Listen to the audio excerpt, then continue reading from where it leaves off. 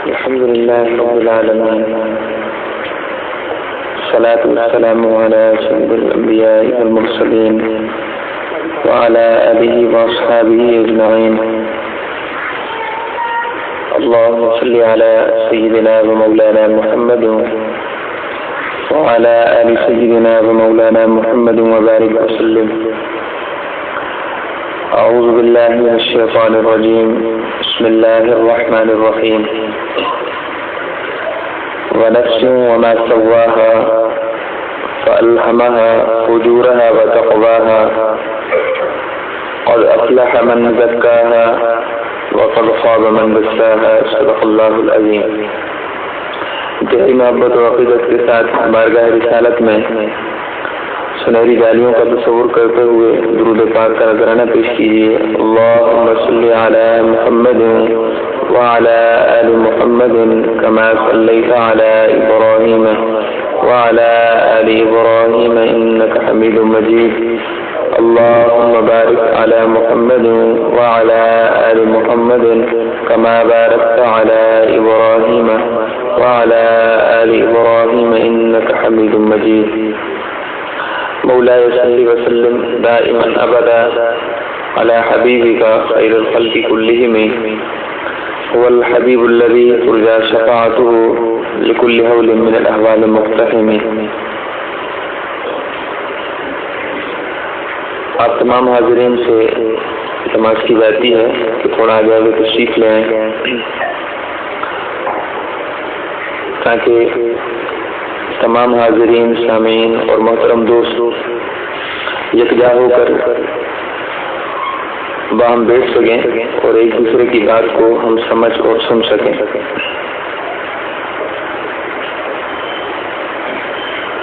الحمدللہ نوجوانوں کی کوششوں سے اور ان کی فہم مسلسل سعی اور محنت اور محبت کے نتیجے میں 14 روزہ یہ محافل جو ہر مہینے میں تقریباً 2 بار منعقد ہوتی ہیں، بڑی کامیابی کے ساتھ اور روحانی فیوزات کی تحصیل کے ساتھ اپنی منزل کی طرف رواں دوان ہے. اور اللہ رب کریم کے حضور اس کے پیارے حبیب صلی اللہ علیہ وسلم کے تصدق سے ہم سب ملتمس ہیں کہ اللہ ہم سب کو دنیا اور آخرت میں یوں ہی محبت کی سنگت نصیب فرمائے اور اللہ تعالی اس لگائے ہوئے شجر کو ہمیشہ شاد و آباد اور سرسبز فرمائے اور ہمیں اور ہماری آنے والی آئندہ کی نسلوں کو اسی طرح دین پر قائم رہنے، دین کو سمجھنے اور دین کے ماحول سے وابستہ رہنے کی توفیق عطا فرمائے. انشاءاللہ تعالی آج کے درس کا عنوان جیسا کہ آپ کے علم میں ہے نیک بننے کا نسخہ ہے. اور حقیقت یہ ہے کہ نیک بننے کا نسخہ، نیک بننے کا علاج اور نیک ہونے کی جستجو ہر صاحب ایمان کے دل میں ہے. شاید کوئی بد نصیب ایسا ہو کہ جس کے دل میں یہ تڑپ نہ ہو، یہ جذبہ نہ ہو کہ کاش میں بھی نیک ہو جاؤں، کاش میں بھی نیک بن جاؤں اور میرے دل میں گناہوں کی محبت نہ رہے. تو آج کے درس میں اور آج کی سنگت، آج کی صحبت، آج کی ہم نشینی میں ہم یہی سمجھنے اور سوچنے کی کوشش کریں گے کہ آیا ہم نیک بن سکتے ہیں یا نہیں، اور اگر نیک بن سکتے ہیں تو پھر کیسے، اور اس کا علاج کیسے کیا جائے. اور ابتدا سے پہلے میں آپ سب کو یہ ملتمس سب سے التماس کروں گا کہ انتہائی توجہ سے سماعت فرمائیے گا. دوران درس موبائل کے استعمال سے پرہیز فرمائیں اور دوران درس ایک دوسرے کی طرف دیکھنے یا ارد گرد کی چیزوں کی طرف متوجہ ہونے یا دنیا میں ذہن میں دنیاوی خیالات لانے سے پرہیز فرمائیں گے تو انشاءاللہ قرآن و حدیث براہ راست ہمارے دل پر اثر انداز ہوں گے۔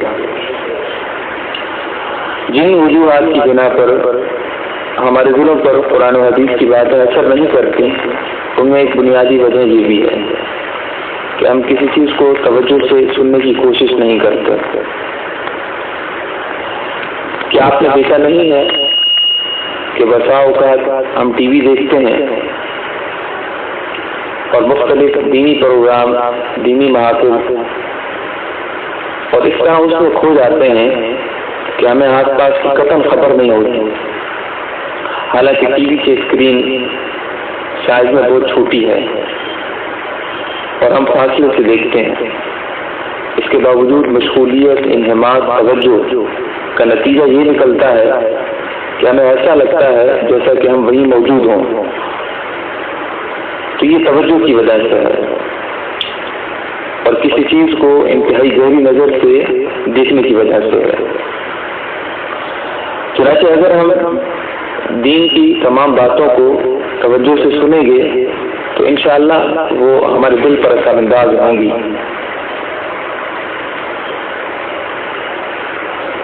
ہم نیک کیسے بنے اور نیک بننے کا نسخہ اور علاج کیا ہے، اس حوالے سے کافی دوستوں کے ساتھ بیٹھ کر ہم گفتگو کرتے رہے اور پچھلے 2 دنوں سے تقریباً کافی دوستوں کے ساتھ بیٹھ کر اس بات پر ہم باہم گفتگو کرتے رہے، سوچتے رہے کہ آخر نیکی کی بات اثر انداز کیوں نہیں ہو رہی ہے۔ اتنے درس سننے کے باوجود اور دین کے معاملات کی اتنی کثرت کے باوجود حال یہ ہے کہ ہم ادھر سے ادھر نہیں ہوئے۔ وقتی تبدیلی یہ تو بہت سے لوگوں میں آ جاتی ہے، لیکن آخر وہ کون سی بات ہے کہ جس کے ہونے کی وجہ سے ہم نیکی پر قائم نہیں ہو سک رہے؟ ہمارے اندر کی تبدیلی صرف وقتی ہے، گھنٹے 2 بھر کی ہے، یہ جب تک مسجد کے اندر ہے۔ ایسا کیوں نہیں ہو پاتا کہ وہ ہماری تبدیلی اندر کی ہمیشہ قائم رہے؟ اس کی وجہ کیا ہے؟ اپنے طور پر بھی سوچا، دوستوں سے بھی پوچھا، اور سیدنا امام غزالی رحمۃ اللہ تعالی کی کتاب احیاء العلوم سے بھی پڑھنے کی کوشش کی تو مختلف باتیں سامنے آئیں اور مختلف باتیں نظر سے گزریں۔ جس نتیجے پر ہم پہنچے ہیں وہ بعد میں ذکر کرتے ہیں، اس سے پہلے آپ ایک واقعہ سنیے اور انشاءاللہ اس واقعے کے نتیجے میں جو نیک بننے کا نسخہ ہے وہ انشاءاللہ سمجھ میں آئے گا اور اس کو آخر میں بیان کریں گے۔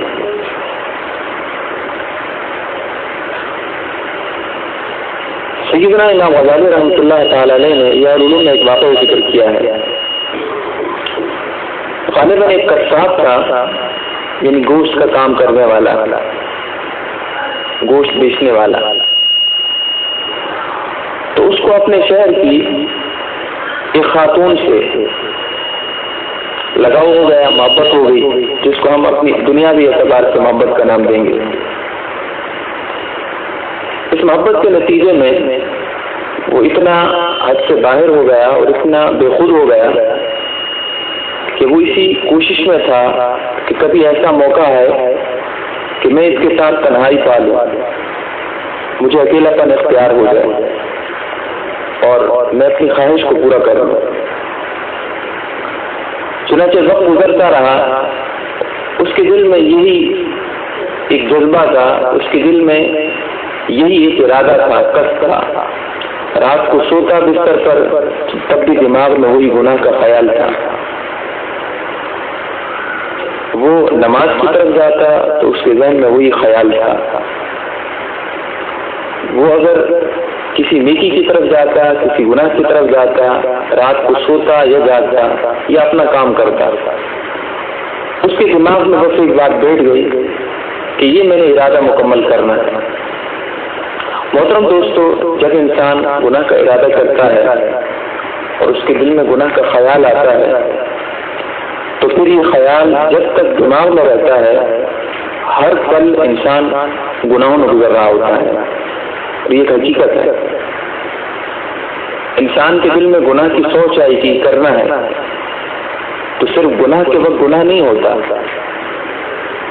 جب گناہ کرے گا وہ تو لکھا جائے گا، لیکن اس عرصے میں مہینہ گزرا یا سال گزرا، گناہ کے بارے میں انسان سوچتا رہتا ہے، گناہ لکھے جاتے ہیں. رہی یہ بات کہ حدیث میں ہے کہ گناہ نہیں لکھا جاتا تو وہ ایک الگ معاملہ ہے.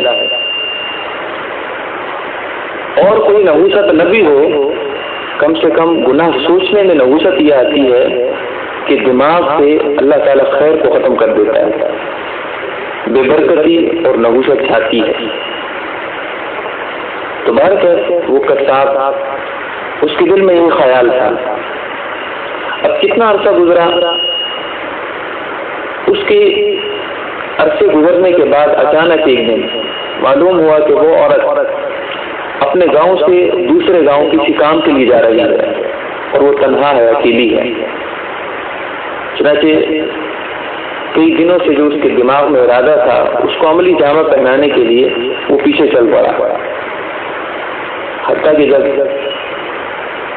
ایک ایسے راستے پر پہنچے جہاں سے کوئی تیسرا شخص دیکھنے والا نہ تھا تو اس کتاب نے، اس نوجوان نے جا کر اس کا راستہ روکا اور کہنے لگا کہ مجھے تم سے محبت ہے، جس کو اکثر ہمارے نوجوان بھی بڑے جذباتی انداز میں اس کا اظہار کرتے ہیں، کبھی ایک دوسرے کے سامنے اور کبھی اپنے دل میں. سمجھتے ہیں کہ شاید یہ ہماری محبت سچی ہے. محترم دوستو، یہ سارا شیطان کا دھوکہ ہے، فریب ہے، دجل ہے. ہم نے اپنی آنکھوں سے مختلف اسٹوریاں دیکھ لی ہیں کہ ہم اپنے آپ کو سمجھتے ہیں کہ کسی فلم میں ہیں، کسی ڈرامے کا ہم کوئی حصہ ہے. یہی وجہ ہے کہ جب ہمارے ساتھ اس طرح کا شیطان دھوکہ کرتا ہے تو ہمارے دماغ میں وہی ساری اسٹوری چلتی ہے اور اپنے آپ کو ہم اس جگہ کھڑا کر کے اپنے آپ کو ویسے ہی سمجھتے ہیں. محترم دوستو، یہ دنیا ہے، زندگی ہے، یہ کوئی ڈرامہ نہیں ہے، یہ کوئی کھیل کود کا سامان نہیں ہے.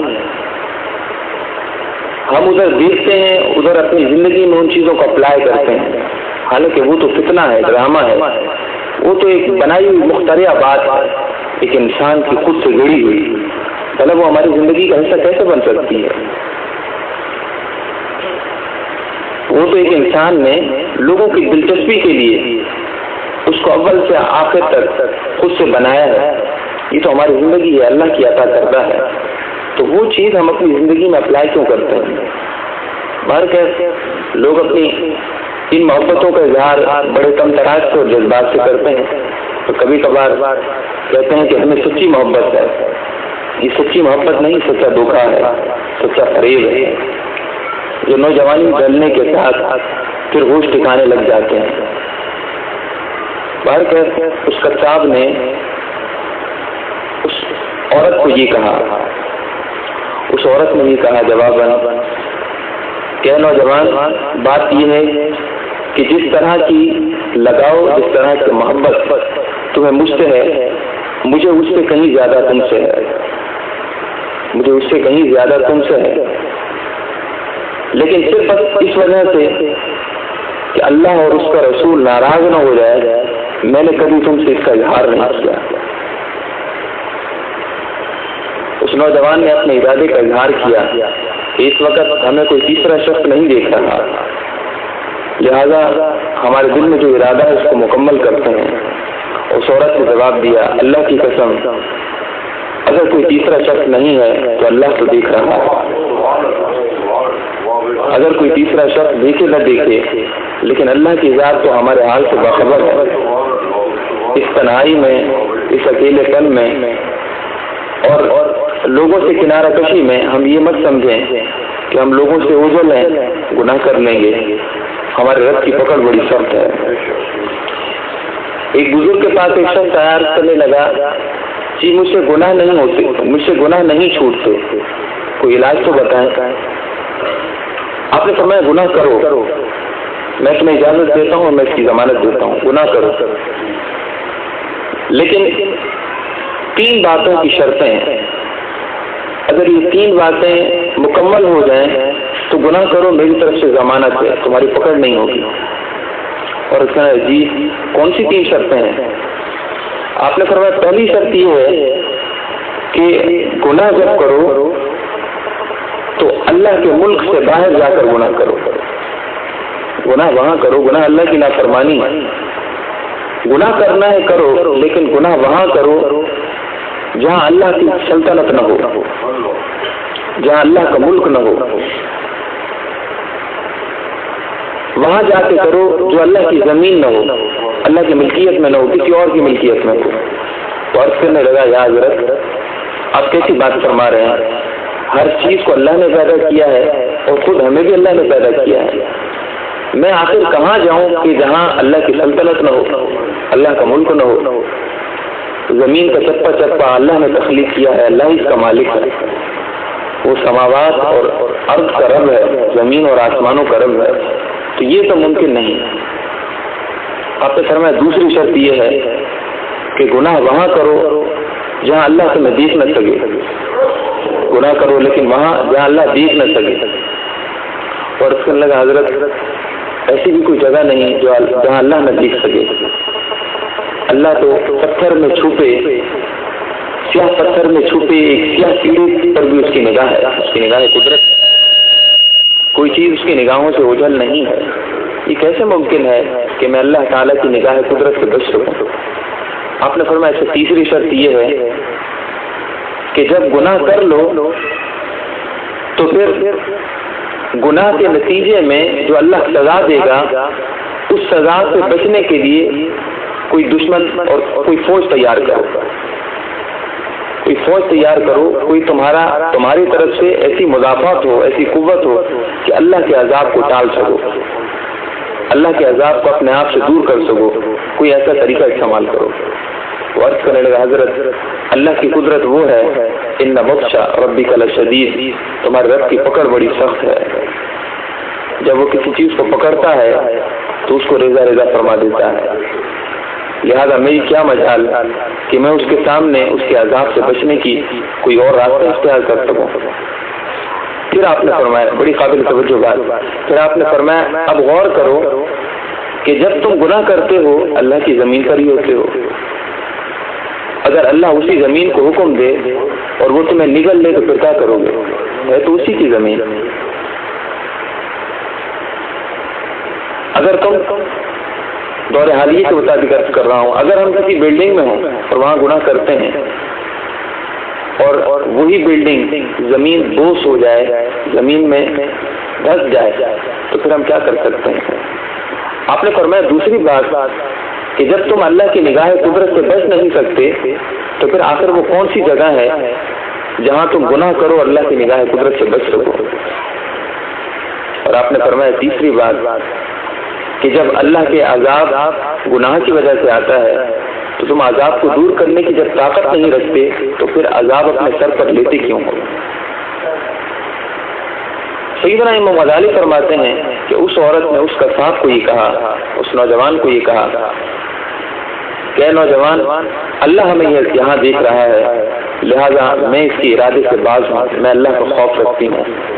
وہ نوجوان کہنے لگا جب تمہیں اللہ کا اتنا خوف ہے تو میں بھی اللہ کا خوف رکھتا ہوں۔ دونوں الگ ہو گئے اور وہ اپنے مقصد کو چلی گئی، یہ گھر واپس آ گیا۔ اللہ تعالیٰ نے اس وقت کے نبی مکرم کی طرف وحی فرمائی کہ جا کر اس نوجوان کو یہ کہہ دو کہ تم نے ہماری خاطر گناہ چھوڑا ہے، ہم نے تمہارے گناہ چھوڑنے کی خاطر تمہیں اپنا محبوب بنا لیا ہے۔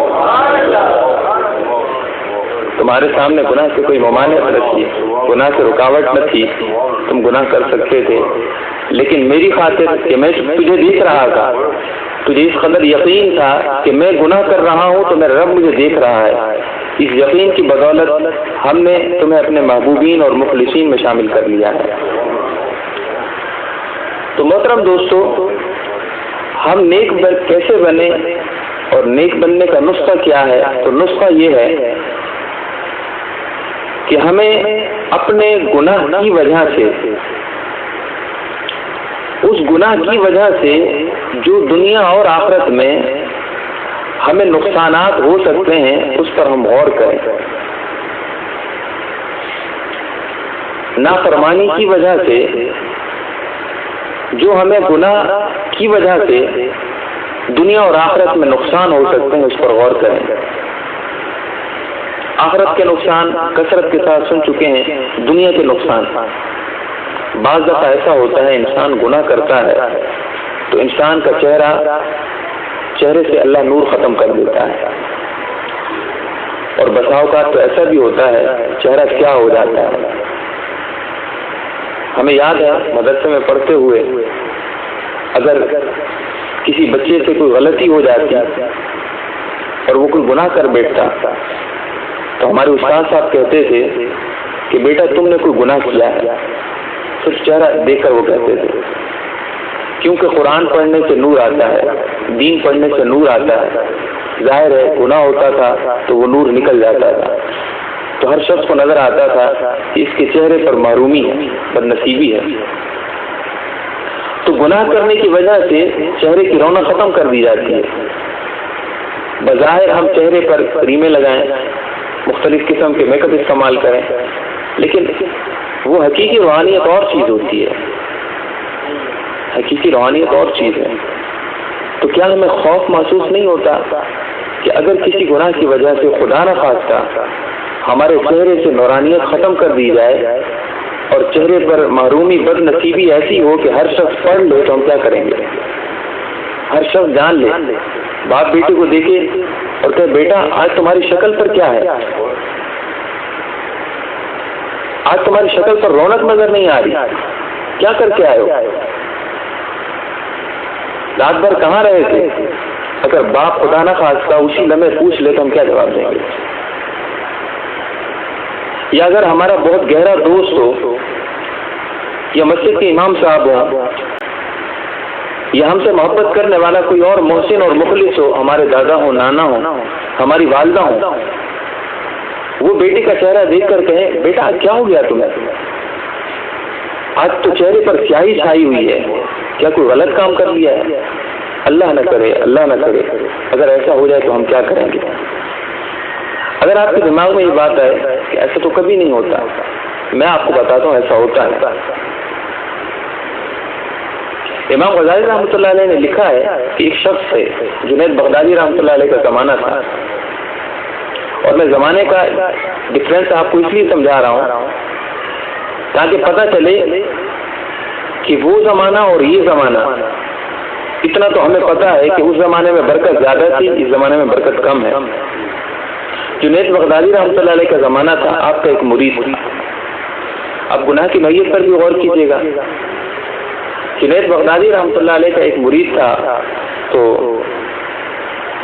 آپ بغداد میں تھے، خواجہ جنید بغدادی، اور آپ کا جو مرید تھا وہ دور کسی علاقے رقہ نامی علاقے میں تھا۔ وہ مرید کہتے ہیں کہ ایک رات میں نماز پڑھ رہا تھا، نماز کے دوران، اب رات کی نماز آپ خود سمجھتے ہیں کہ وہ کوئی عام شخص نہیں ہوں گے، ایک تو نمازی تھے اور پھر رات کی نماز، تہجد کے وقت کی نماز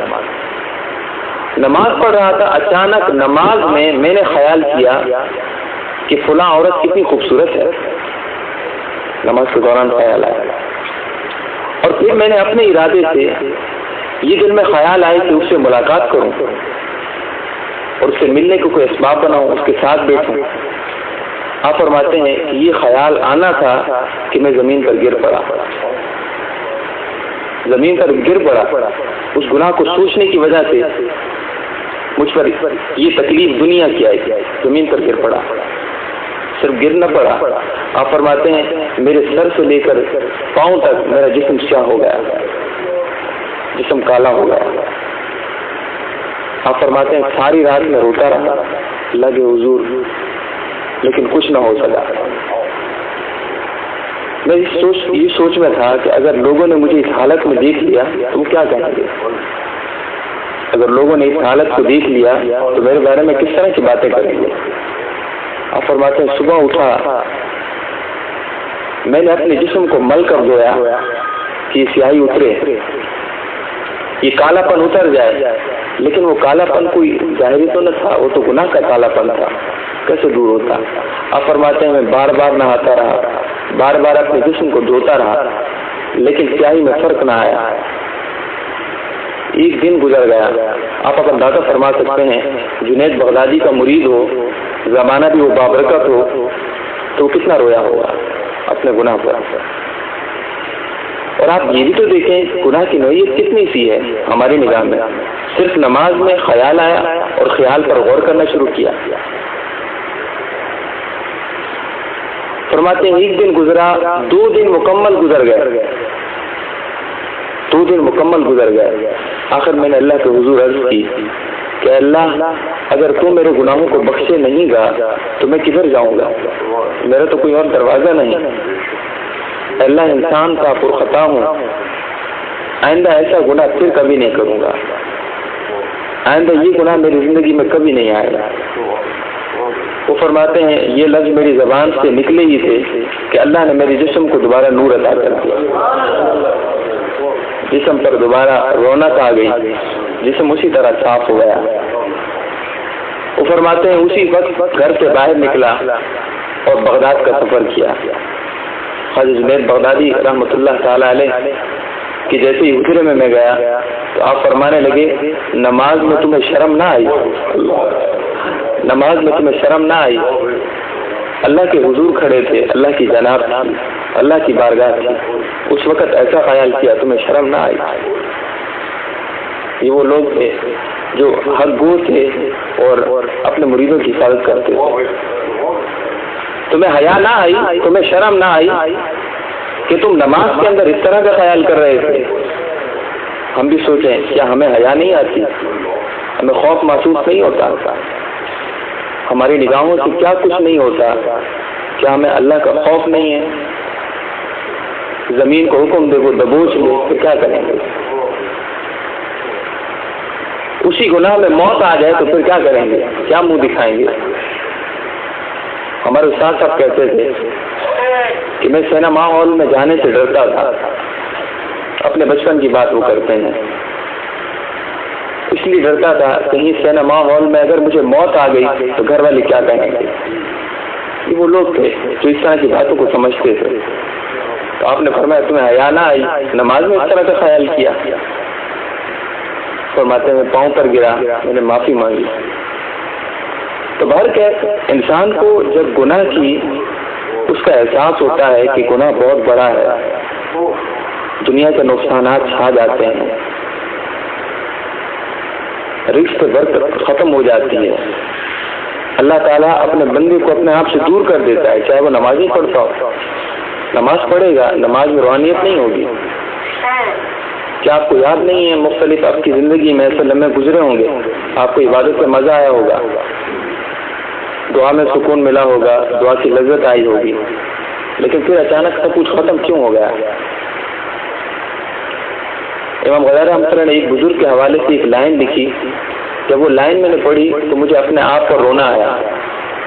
وہ بزرگ فرمانے لگے کہ حدیث پاک میں ہے کہ انسان کے گناہ کا کم سے کم دنیا کا عذاب یہ ہے کہ اللہ اپنے بندے سے دعا کی لذت کو کھینچ لیتا ہے۔ دعا کی لذت آپ سمجھتے ہیں؟ دعا کی لذت، دعا کی لذت جس کسی کو مل جائے، اللہ کے حضور مناجات کی لذت، اللہ سے باتیں کرنے کی لذت، اللہ سے لقاء کی لذت، اللہ تعالیٰ سے گفتگو کرنے کی لذت، جس کو مل جائے اس کو دنیا کی کوئی اور چیز باقی بھی نہیں ہے، اس کو اللہ سے ملنے کی لذت مل جائے، جس سے ہمیں بے انتہا محبت ہو، اگر تنہائی میں اس کے ساتھ 2 لمحے ہم بیٹھ جائیں کتنا سکون ملتا ہے۔ ہم دنیا والے لوگ ہیں، دنیا کی مثال، ہمیں کسی سے محبت ہو اور حد درجہ محبت ہو، اور اگر ہمیں صرف 2 لمحے اس کے ساتھ مل جائیں اور خالی ایک بات ہم کریں اور ایک بات وہ کرے، کتنا سکون ملتا ہے۔ یہ تو وہ اللہ ہے جس نے ہمیں پیدا کیا ہے، اپنی محبت کو ہمارے سینوں میں بسایا ہے، ہم نے گناہ کر کے وہ محبت اپنے سینے سے نکال دی۔ تو جب تک ہمیں اپنے گناہوں کی نحوست کا احساس نہیں ہوگا ہم نیک نہیں بن سکتے. جب تک کہ اپنے گناہوں کی نحوست کا احساس نہیں ہوگا اور دنیاوی اعتبار سے ہمیں اس کی تکلیف کا اندازہ نہیں ہوگا ہم گناہ نہیں چھوڑ سکتے. وقتی نیکیاں ہوتی رہیں گی لیکن دوام کے اعتبار سے نیکی نہیں ہو سکتی.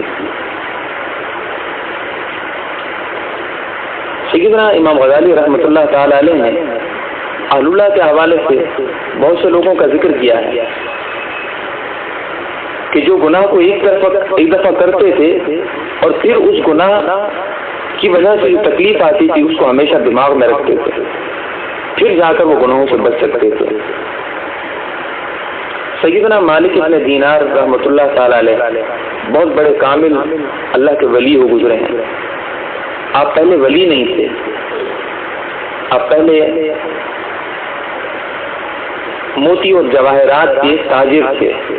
ایک جگہ سے موتی اور جواہرات ہیرے وہ خریدتے تھے اور دوسرے شہر جا کر بیچتے تھے. آپ کا یہ کام تھا. آپ فرماتے ہیں اسی تجارت کے سلسلے میں میرا ایک شہر جانا ہوا تو جس تاجر کے پاس اپنے دوست کے پاس میں گیا تو اس نے مجھے کہا کہ چند دن میرے پاس ٹھہرو، میں تمہیں ایک عجیب غریب چیز دکھاؤں گا، تمہیں ایک عجیب چیز دکھاؤں گا، تم میرے پاس یہاں ٹھہرو. میں نے کہا ٹھیک ہے، صحیح ہے.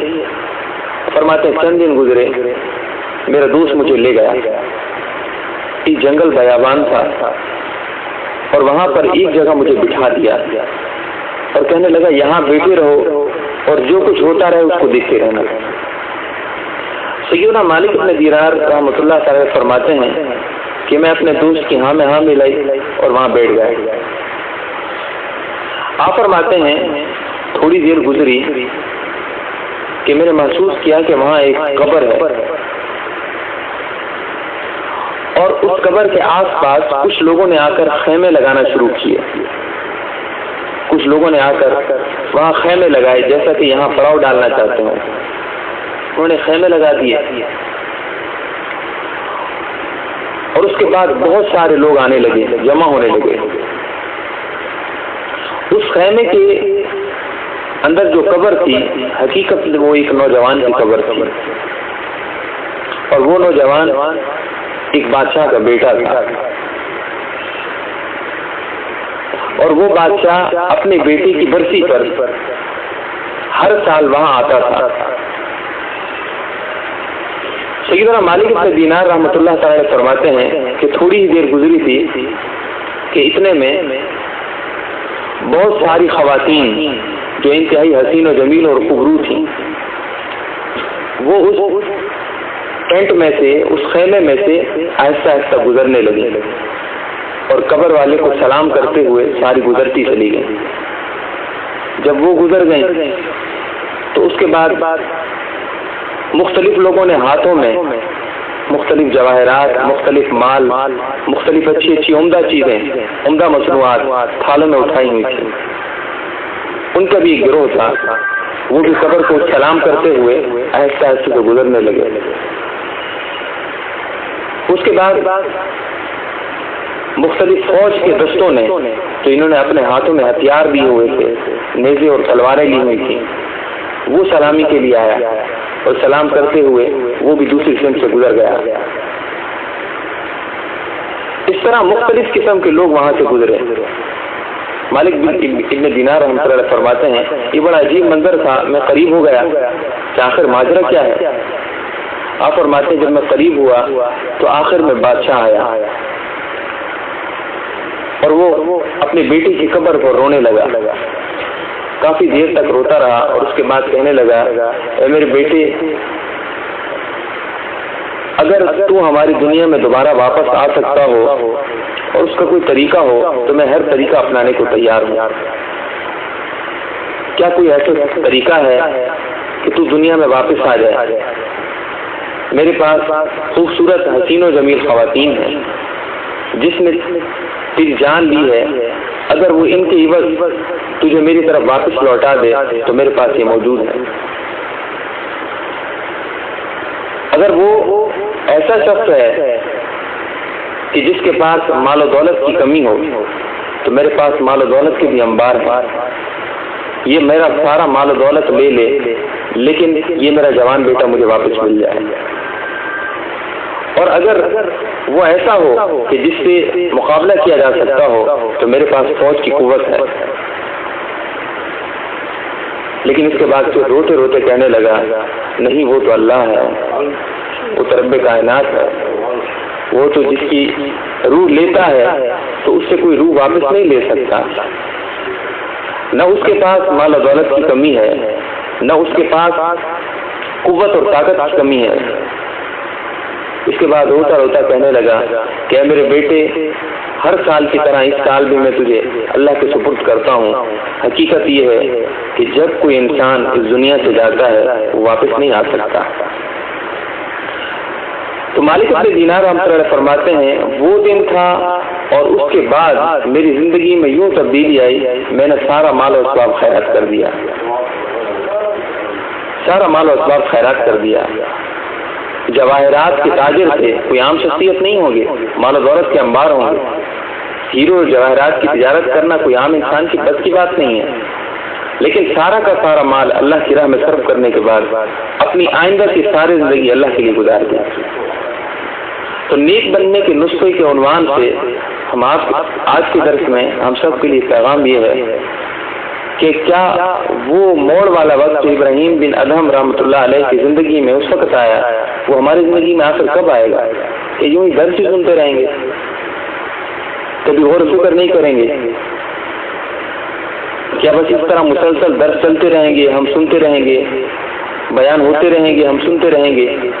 یا کبھی وہ درس بھی آئے گا کہ ہم کوئی اپنے اندر تبدیلی پیدا کریں، اپنی زندگی کو بدلیں؟ آخر زندگی باقی کتنی ہے؟ آپ کو معلوم ہے ہفتے کتنی جلدی گزر رہے ہیں؟ آپ کو اس بات کا اندازہ ہوگا۔ مہینے ہفتوں کی طرح گزر رہے ہیں، ہفتے دنوں کی طرح گزر رہے ہیں۔ پچھلا اتوار کوئی دور تو نہیں لگتا، پچھلا ہفتہ کوئی دور تو نہیں لگتا، پچھلے مہینے کی باتیں ہمیں آئینے کی طرح ہیں، سال کی باتیں آئینے کی طرح ہیں۔ کتنی زندگی گزاریں گے؟ آخر مر جائیں گے، اور پھر مرنے کے بعد ہمارے پاس کوئی ایسا حسن عمل نہیں ہے کہ بچ سکیں۔ آخر ہم نے کتنی چیزیں اپنی زندگی میں کی ہیں کہ ہم کہیں کہ بچ سکیں گے؟ وہ اللہ وہ ہے جو ہر انسان کے ہر عمل سے واقف ہے۔ زندگی انسان کو ایک بار ملتی ہے، بار بار نہیں ملتی۔ ہمیں چاہیے کہ اپنے اسی وقت کو اپنے لیے عزت اور قدرت کی نگاہ سے دیکھتے ہوئے سچی توبہ کریں اور سچے طور پر نیکی اختیار کریں۔ نیک بننے کے نسخے میں اپنے لیے یہ دوائی تشخیص کر لیں کہ ہم اکیلے بیٹھ کر اپنے گناہوں پر ہر روز سوچا کریں کہ یہ گناہ آخر اللہ کے حضور میں لے کر حاضر ہو گیا تو میرا کیا بنے گا، میرا کیا بنے گا؟ اللہ کے حضور اگر یہ گناہ کہ جو چہرے کی سیاہی گناہ کی وجہ سے میں اپنے باپ کے سامنے نہیں دکھا سکتا، اپنے مسجد کے امام صاحب یا اپنے پیر و مرشد کی خدمت میں نہیں دکھا سکتا کہ میرا چہرہ سیاہ ہو اور میرے پوری پیر و مرشد کہیں کہ کیا گناہ کی وجہ سے کالا ہے، تو وہ اللہ جس نے ہمیں پیدا کیا ہے اس کے پاس اتنے سارے گناہوں کے انبار لے کر آخر ہماری حالت کیا ہوگی؟ اور اللہ پاک یہ فرمائے جا یہاں سے چلا جا، جہاں ہماری نگاہ قدرت اور نگاہ رحمت سے دور ہو جائے تو ہم کیا کریں گے؟ اللہ پاک ہمیں اپنے گناہوں کا احساس کرنے اور گناہوں کے بوجھ کی اہمیت کو سمجھتے ہوئے نیک بننے کی اللہ تعالیٰ ہم سب کو توفیق عطا فرمائے۔ ما علینا الا البلاغ المبین۔ انشاءاللہ تعالی ابھی